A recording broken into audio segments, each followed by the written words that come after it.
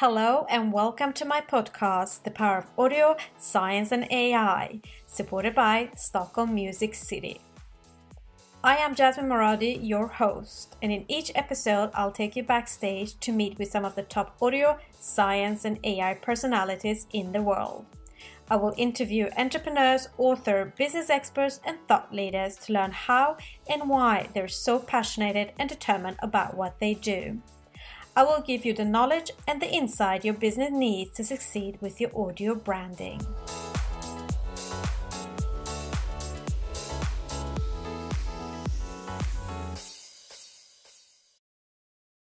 Welcome to the Best Audio Brands Ranking 2020, giving you insights into which brands successfully used audio to build their sonic brand recognition over the course of the last year. My guest today is my new friend Björn Thorleifsson. We are fellow sonic branding enthusiasts with a big passion for research.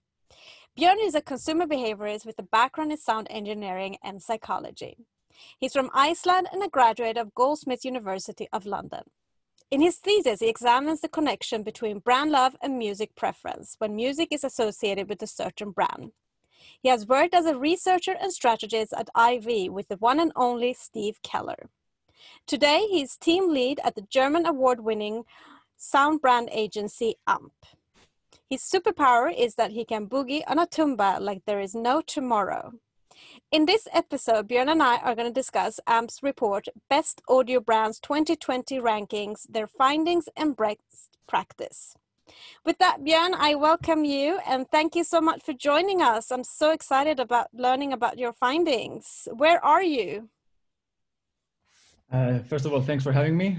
Pleasure is mine. I'm in Munich, trying to stay positive and, test negative.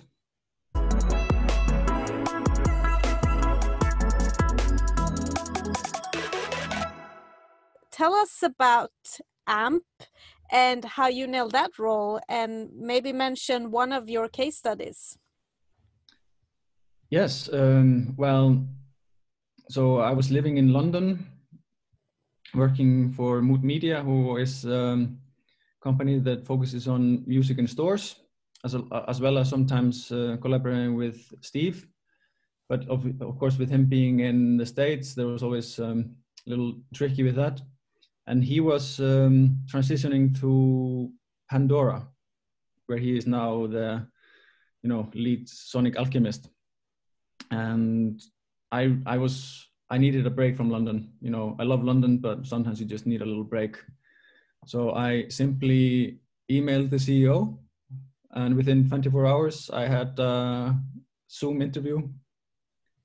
And yeah, basically the rest is history. It's funny because I guess there are not that many of us that have really studied sonic branding. So I was fortunate enough that he saw a use for me, and he was just starting to do the first best audio brands. They were just starting to work on it. So I was brought in straight away to assist with that and kind of put a little bit more academic theory into it, so we could use what I had learned in my master's and in my previous research to bolster the ranking. Because anyone can do a ranking if it's just like, I like this based upon how I feel. But if you want to look at it in a scientific way, you ideally want to have something behind it. And AMP, we are a leading sonic branding agency around the world. We have been fortunate enough to work with clients all over the world, and a lot of it is fascinating because we are fortunate to work with brands that have a lot of touch points and are working in different cultures. And the way AMP works and our strategy when it comes to sonic branding is, best suited for these kind of brands because we have cultural adaptability and flexibility of touch points built into everything when it comes to the sonic branding. So, of course, our sonic branding methods will benefit a small local brand, no doubt about it. But what we offer that a lot of other branding agencies, sonic branding agencies, don't offer is this cultural flexibility and holistic view of sonic branding. And what is your role? I mean, I'm just going to go back to what you said. I believe also like it's really challenging to like find a place of what is it exactly we do.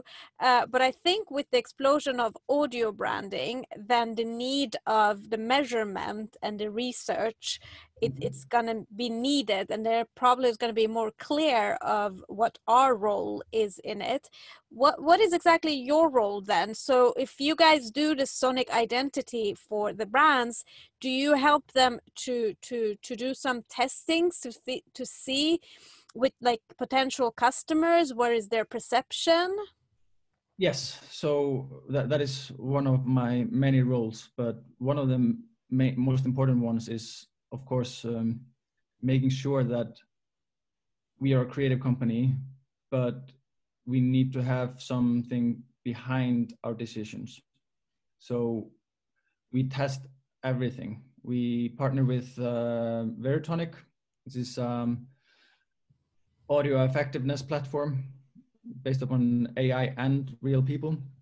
So no matter what, we always put it into Veritonic to make sure that if there are some minor changes, we are going in the right direction. And also to further bolster our case, why we think this creative work is the correct one compared to another creative work. And we have seen that often when working with these companies, like previously testing audio has been overlooked, but now with the sonic explosion or sonic boom, people are realizing that audio is important and testing audio is really important. Well, it goes with you're investing money in like everything else in the visual, then you want to see if you get a return of investment, and you want to make sure that you get it right, like you get the brand. I mean, a lot of companies that have the brand identity, but for a long time they've been communicating it, and then it becomes the brand image. But sometimes, and then on if you later on are going to put on the audio, the thing is they go according to the brand identity, but testing I've done is that sometimes the brand image and the brand identity don't really match, and therefore if you only go for the brand identity and don't test it with the customers, then it can be a mismatch there. So it's important to try out and figure out where is the perfect fit.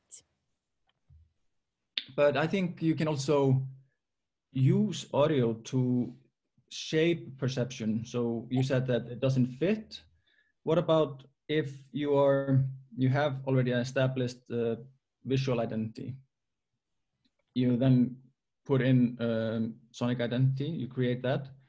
And when you do a sonic identity, it's not like you do it out of thin air. You kind of do a distillation of the visual identity, the brand personality, and all those things. And by doing that correctly, and then maybe look where you want to be in 5 years. Number 10. Nintendo's sonic identity builds on the sounds we all love from their classic video games. The new Nintendo Switch Sonic logo fits the product, and they use it consistently on all digital channels. It's me, Mario! Number 9. Disney uses their sonic signature at the beginning of most of their movies and is very recognizable.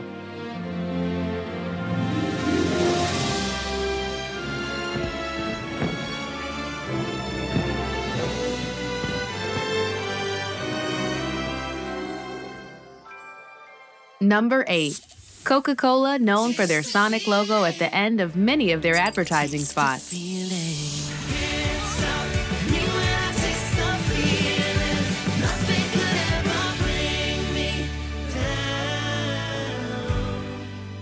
tell us about the motivation, the goal, and why this ranking is so important and relevant for the industry?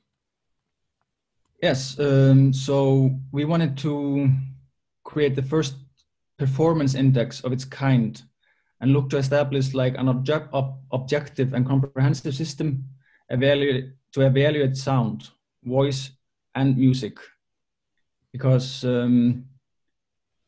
other companies had been looking at just the best use of sonic logos and whatnot, but there was no comprehensive, holistic view of how brands are using audio.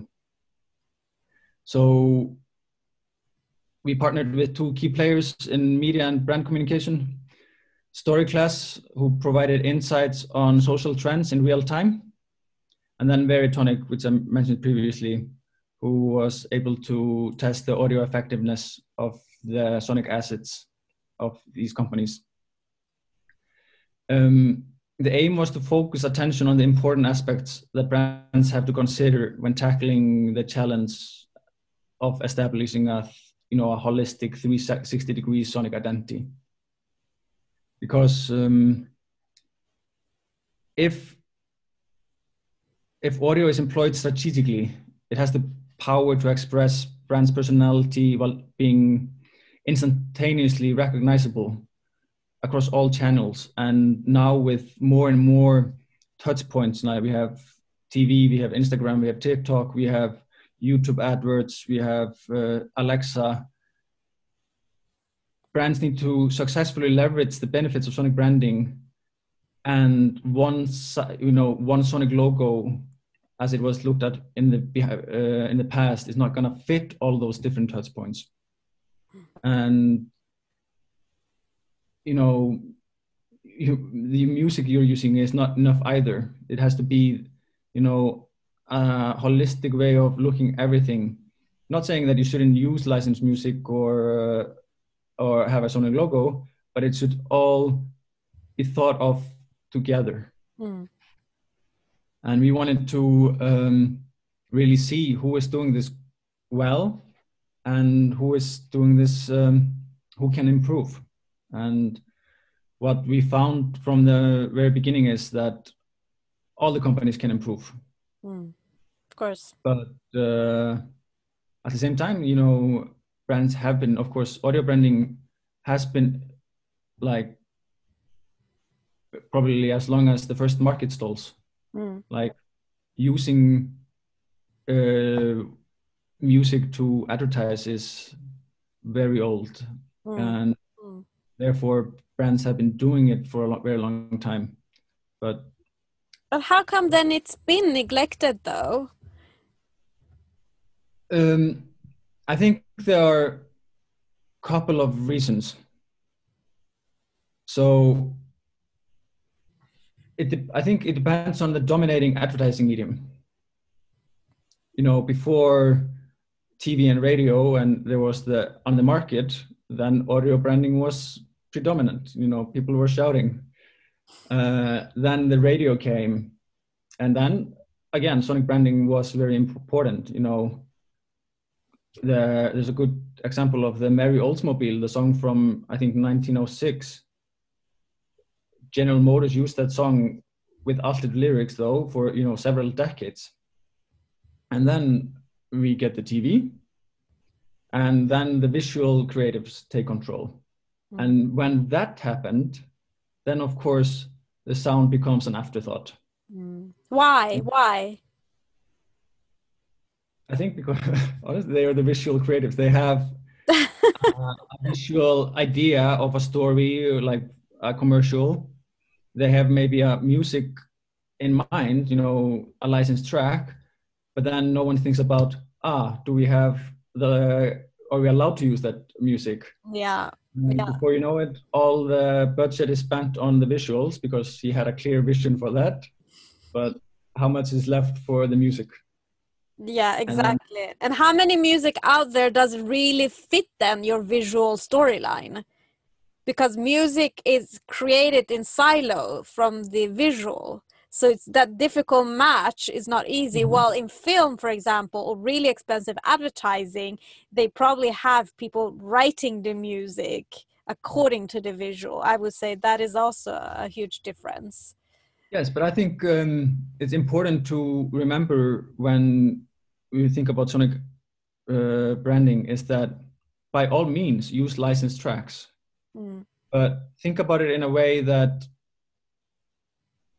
you use the licensed music when it is clearly beneficial to the storyline. It is integral part of the storyline. Number 7. Intel led the Sonic logo revolution in the 90s and continues to use the same melody with minor changes. Number 6. McDonald's has been able to cement its Sonic signature into the minds of consumers for over a decade now.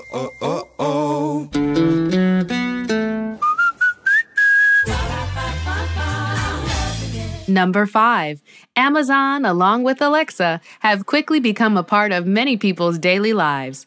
Hey Alexa, can you tell me? I can play music, answer questions, get the news and weather, create to-do lists, and much more.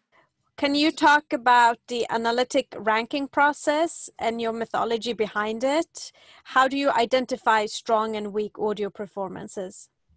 Yes, okay, so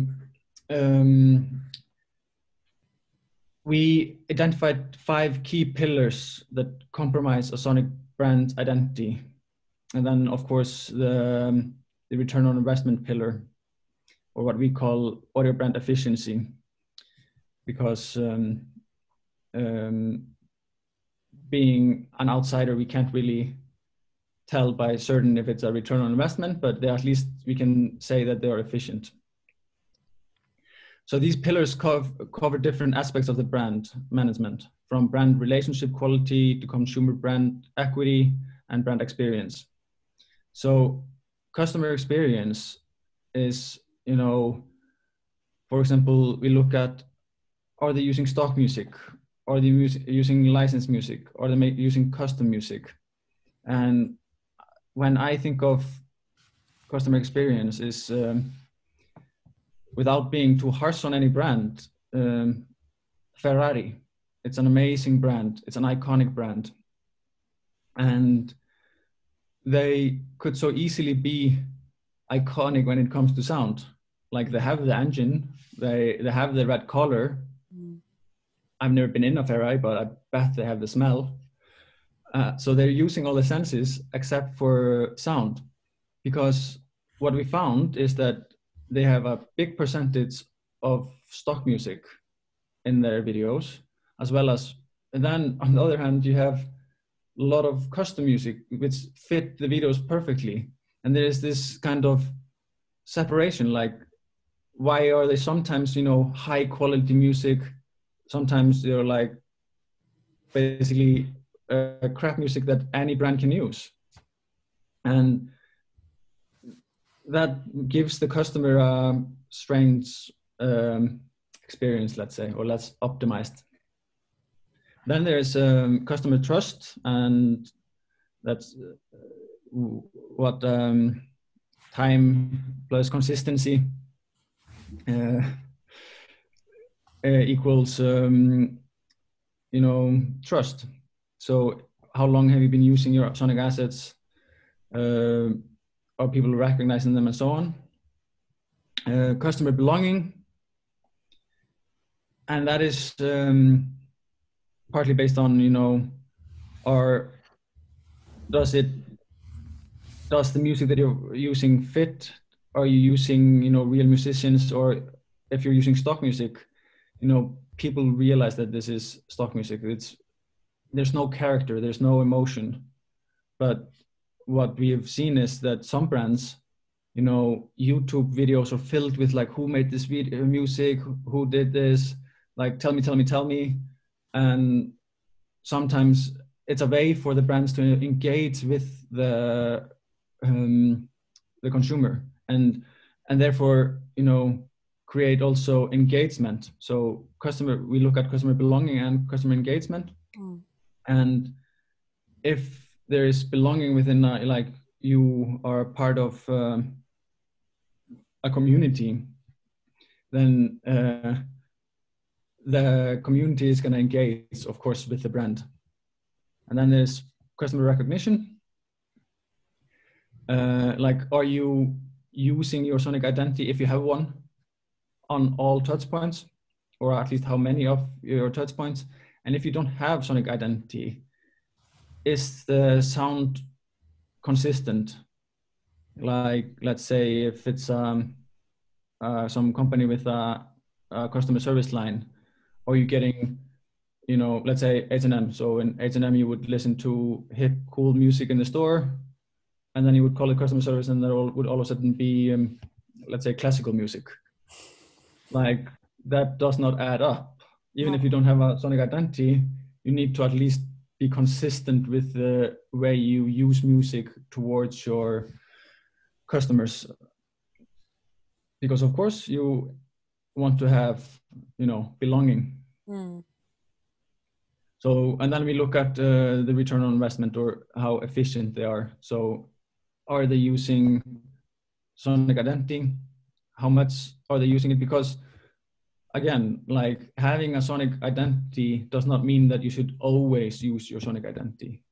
There are cases where you should be using, you know, licensed tracks, because if it is deemed worthy of the storyline, or there are many reasons why you don't need to use your sonic identity. But the more you use it, of course, the more efficient you are. Number 4, Google. With their voice-connected smart home devices and mobile phones, they managed to reach the top 4 by using one element, voice, as well as by purposefully choosing licensed music for their campaign. Good morning. Today it will be partly cloudy with a high of 62. Number 3, Apple. Unique product sounds and the voice of Siri, which most of us are very familiar with by now, have helped keep Apple close to the top of the chart. Hey Siri, read my schedule. You have 25 appointments at 7:15.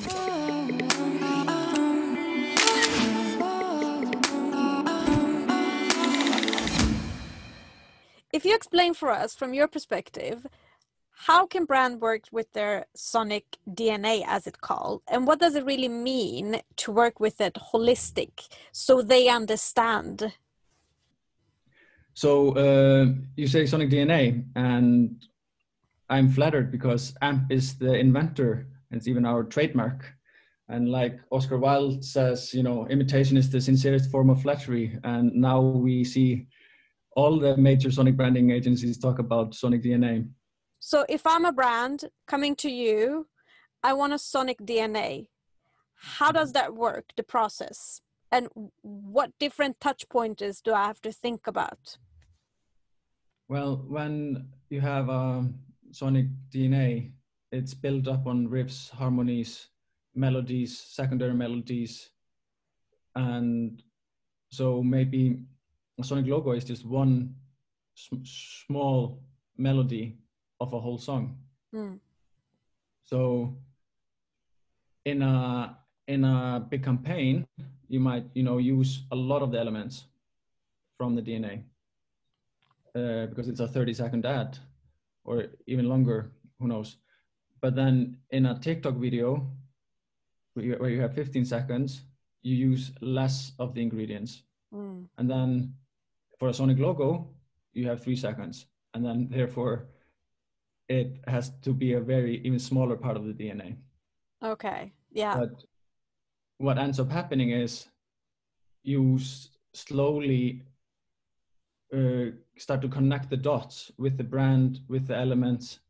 So depending on if you're hearing a YouTube ad where you skip after 5 seconds, you know, a big budget commercial on TV that you end up watching on YouTube anyway, because it has so much buzz around it. Number 2, Shell has a sonic identity containing a memorable melody, which is used in their sonic logo as well as their music tracks.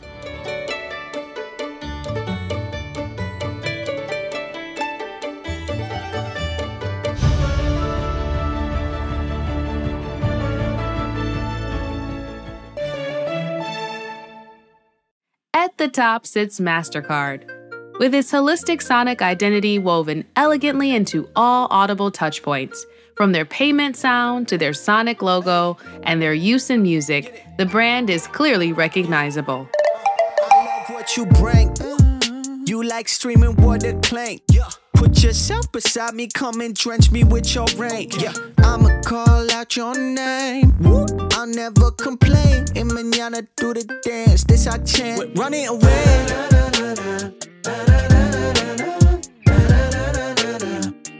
Run it and run it and run it away.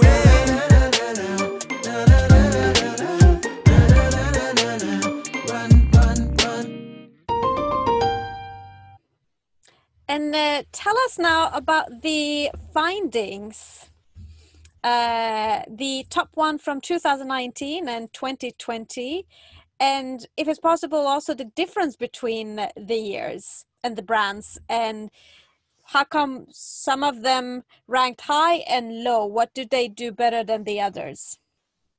So in our first Sonic branding ranking, we had McDonald's at number 1 because they had an iconic Sonic logo.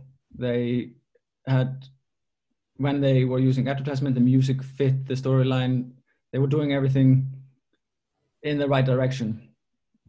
And then we had Disney, Intel, Apple, and of course Coca-Cola in the top 5. And what we saw in the 2020 was something that I think no one, if there hadn't been for this ranking, no one would have foreseen or even kind of joined the dots, is that there is a sharp drop in usage of Sonic logos. And the reason why McDonald's dropped from number 1 to number 6 in 2020 is very easily explained. They used to use their Sonic logo in 95% of all their digital videos, down to 55. And that's a sharp drop. And that this kind of drop in the usage of Sonic logos was across all brands that, well, not all, but majority of brands that had Sonic logos. And this again shows the importance of having a holistic Sonic identity, not just relying on one Sonic touch point. Because, you know, now with the sharp increase of TikTok, like there's no time for a Sonic logo. But if you have maybe a little track that is based upon your Sonic logo or like weaves it in somehow, then it can be advantageous for your brand. And what we found when it came to 2020 is that you could divide the top 5 brands into 2 spots, in 2 categories. It was Mastercard and Shell, who have embraced a Sonic identity that is consistent across all touch points. And then there's the Apple, Google, and Amazon, who have earned their spot at the top due to the strength of their product sounds and usage of brand voice. They rely heavily on expensive licensing tracks, leveraging pop culture, but you know, they are using it in a fitting way. They're not just licensing always to license, like it visually and sonically it makes sense.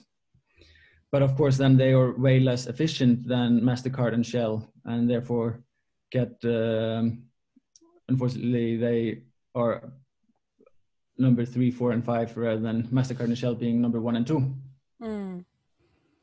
What does the analysis reveal in regarding to the importance of working with Sonic branding to enhance the business performance and the secret of a good Sonic identity?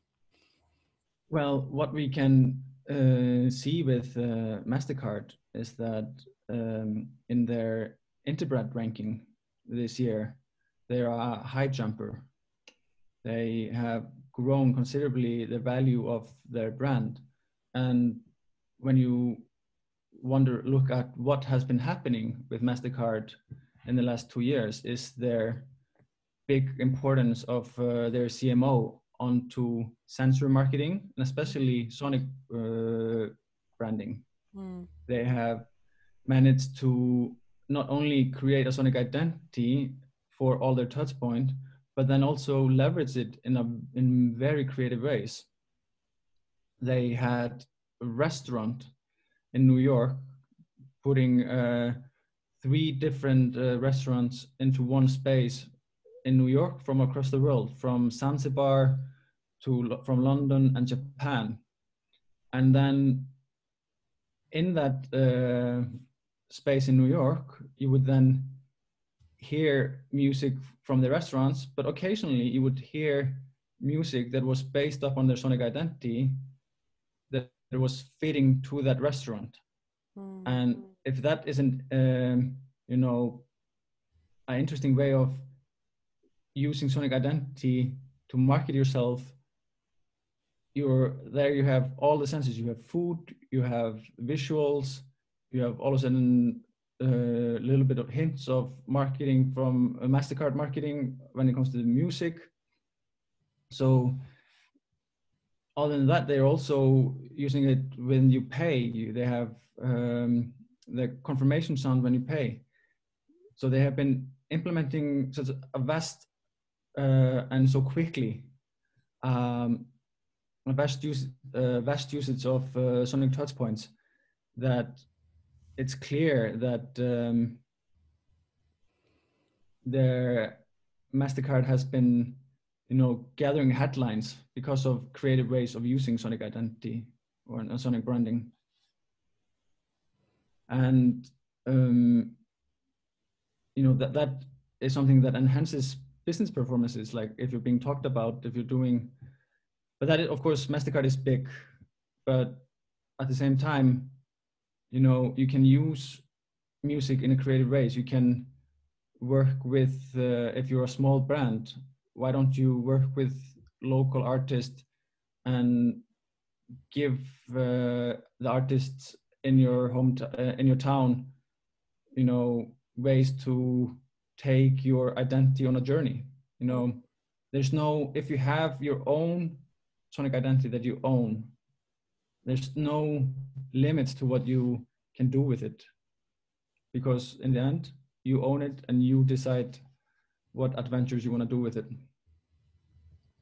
And that's the beauty of sonic identity compared to visual identity, because music has just more flexibility to be recognized in different genres and so on.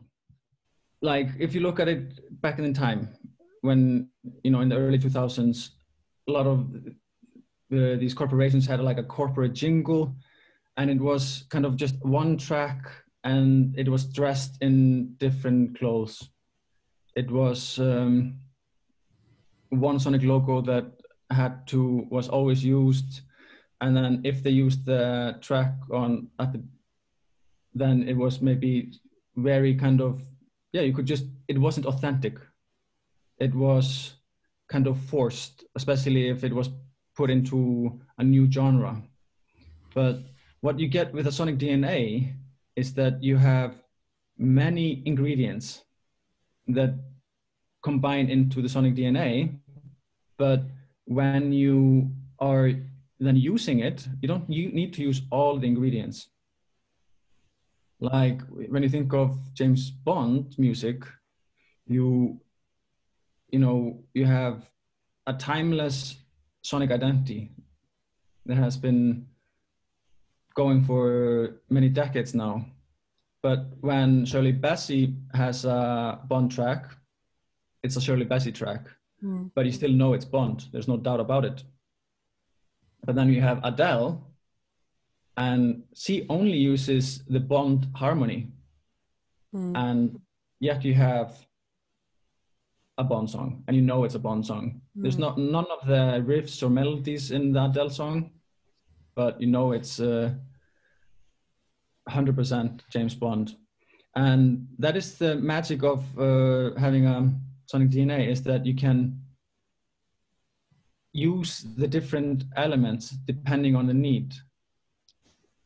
Sonic logo can be part of, is part of this, is using part of the DNA, but the DNA is much bigger. Therefore, you can often companies ask like, oh, can I use hip hop music in my advertisement? Am I hip hop or am I rock? And it doesn't come often across authentic. But with a Sonic DNA, and you work with, you know, authentic artists, you know, real artists, you can give them your DNA, like the ingredients, and say, how about you create something out of these ingredients? But isn't music also more challenging to work with? Because it does really need, I would say, some kind of deep understanding of putting together that melody or harmony together. I mean, you say you're a sound engineer. It makes me feel like, oh Lord, I don't know nothing about sound. So could that be the thing, that music is challenging, and why? Yes, of course. When creating the sonic identity, it is ideal that you know, talk to experts. But if we were talking about, you know, leveraging the sonic identity, then I think, you know, you don't have to be an expert, because we all understand music to a certain extent, whether we know what chord progression is going on, or, you know, what if there's a beautiful key change. That doesn't matter to the average Joe. We know what is beautiful music, or if the music is super hip and cool, or if it's fitting the brand. We might not necessarily always like the music, but music makes us feel, and sound makes us feel, because it's the quickest of our senses. We hear so much faster than we see, and therefore it also hits us the hardest. And it's so easy to use music to reach out to, you know, consumers in an emotional way. So you can use music, and, you know, I would say that creating maybe an identity is best left for specialists who can help you define your brand when it comes to sound. But in the end, what you as a brand owner decide to do with it afterwards, you know, is your decision. Of course, we can give you recommendations and guidelines and so on, but you know your brand, you know how you can use it and where you want to take it. So we can guide you, of course, but having a sonic identity that's built upon many ingredients gives you also the room of trying new things. And what would you then say that are your best practices for a brand to get on the list next year? The sad news is that it's not for every brand to do, not yet, because when starting the best audio brands, we decided to start with the Interbrands list of top 100 brands. And we've been now doing that for, this is our third year that we're working on right now. And so right now, if you're a brand, yes, you're also in the best audio brands. But what we're also doing currently is we are working on more, we're working on these periodicals that are looking at specific sectors. So as we move on to have deep dive into different sectors, we will hopefully, well, we will move away from using Interbrand and, you know, be able to have a very robust understanding of what brands are doing everywhere when it comes to audio, and then we can gather those top 100 brands from all these different sectors, but as all good things, we have to start somewhere. So at the moment, it's Interbrand. And can you drop any secrets, hints around the Best Audio 2021? Well, maybe not a secretive hint, but maybe a combination of what we're seeing and what I think the future has in store for us. Mm-hmm. I think what we are seeing is it's a kind of a combination of what we saw last year of the dramatic decline of sonic logos, is then the rise of UX UI sounds. For especially like the technology brands, they don't need a sonic logo almost. They have the UX UI sounds. So as more and more brands have UX UI sounds and interaction sounds, they have become more and more kind of a super short ambassador of the brand. And so these UX UI sounds are becoming more and more important, which then feeds back into having a holistic sonic branding idea. So what we see with Mastercard is their confirmation sound is then used in their TV commercial campaigns and is also weaved into their music sometimes. Mm. And this is a fantastic way of using a UX sound, and very quickly, because their sonic identity is so short that you have it while you pay, then you hear it in a different, using different sounds in a commercial.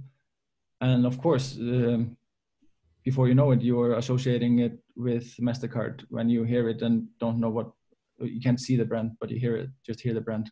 Because it recalls memory. The more you hear it, yes, it recalls, and then you see the visual, and then you understand the connection. So what do you see the future of sonic branding is going to be? What are we see in 5 to 10 years? Well, as we move into a more and more screenless future, we will, of course, again, have the UX UI sounds. And brands will have their own voice. When you speak to Alexa right now, even though Amazon offers the capabilities of having your own specialized voice, very few brands have taken them up on it. Mm. But as we move forward, brands will realize that why would you want to have a customer interacting with your brand, but then speaking to another brand? It's easy to see that in the end, it would be probably a good investment for you to invest in your own voice, and you can use the same voice in your hotline, Alexa skill, and with technology going so fast as it is right now with voice, you never know. You might see voice actors for radio, unfortunately get out of business, but hopefully not. There's always a little magic in the real human voice. And how does the future look for us, for you and me, for example? Because when more brands are going to work with their audio branding, UI, UX voice, then it will be needing to do more testing the same way that user research is being done for the visual and packaging. What kind of testings can we do to help out with the brands? I mean, I think when it comes to sound, one of the strongest bases, of course, implicit testing. because as again, well, like we mentioned earlier about, being professional when it comes to music, not the average customer isn't. And then when he gets an explicit, questions about music, how it makes them feel and so on, we don't always know how music makes us feel, nor are we able to describe what we are hearing. So I think, AI testing or like emotional testing alongside implicit testing is where we will get the most robust ideas about how sound in advertising is working. And what is an implicit testing for the ones that don't know? So implicit testing is, for those who don't know, way to test emotional and bodily reactions of certain stimuli. So you will have, for example, electrical conductors on you to see if you get goosebumps and so on. In a very simple terms, it's like does that exist today, or is that? Yes, that exists, and we are currently testing that. But what is also exciting is that what we have seen is that with the rise of the audio boom, there are a lot of very cool startups finding new ways and to test audio, because even though I mentioned implicit testing, being the gold standard, it is time-consuming, it is expensive at the moment. So I'm very excited to see what audio testing has in store for us in the near future.